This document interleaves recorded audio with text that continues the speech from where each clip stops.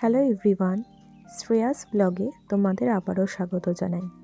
আমার তরফ থেকে তোমাদের সবাইকে হ্যাপি রিপাবলিক ডে। রবিবার সকালবেলা স্কুলে চলে গিয়েছিলাম। গিয়ে দেখি স্টুডেন্টরা খুব সুন্দর করে গ্রাউন্ডটাকে সাজিয়েছে ফুল, তারপর ব্যান্ড, ফ্ল্যাগ দিয়ে। তারপর শুরু হয়েছিল আমাদের প্রসেশন। 1 ঘন্টার মতো প্রসেশন হয়েছিল, তার জন্যই এখানে আমরা সবাইকে লাইন করাচ্ছিলাম। ক্লাস 3 থেকে ক্লাস 9 অবধি বাচ্চাদের আসতে বলা হয়েছিল।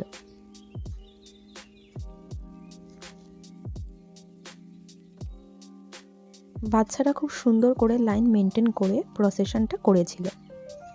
তারপর প্রসেশন থেকে ফিরে স্কুলের গ্রাউন্ডে এসে আমরা সবাই উপস্থিত হয়েছিলাম।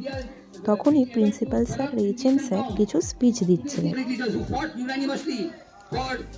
স্টুডেন্টসরা হাউস অনুযায়ী দাঁড়িয়েছিল, যেমন ভাবা house, Netaji house, Tagore house and Patel house.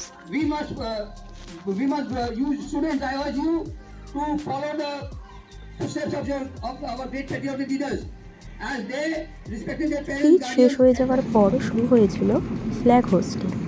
Principal sir, Sharmila ma'am সবাই মিলে ফ্ল্যাগ হোস্টিং করেছিল আমাদের।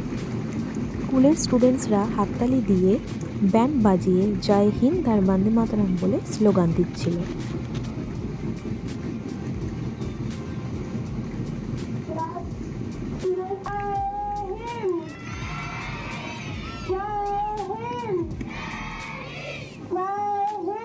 ফ্ল্যাগ হোস্ট হয়ে যাওয়ার পর প্রিন্সিপাল স্যার নেতাজি আর গান্ধীজির ছবিতে মালা পরিয়ে দিয়েছিলেন।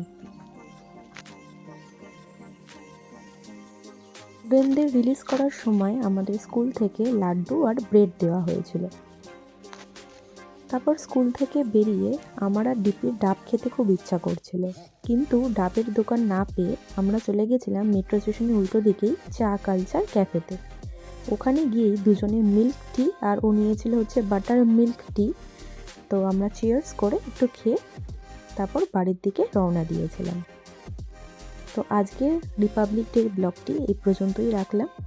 ভালো লাগলে অবশ্যই লাইক, কমেন্ট, শেয়ার এবং সাবস্ক্রাইব করে দিও। বড়দের প্রণাম এবং ছোটদের ভালোবাসা জানাই।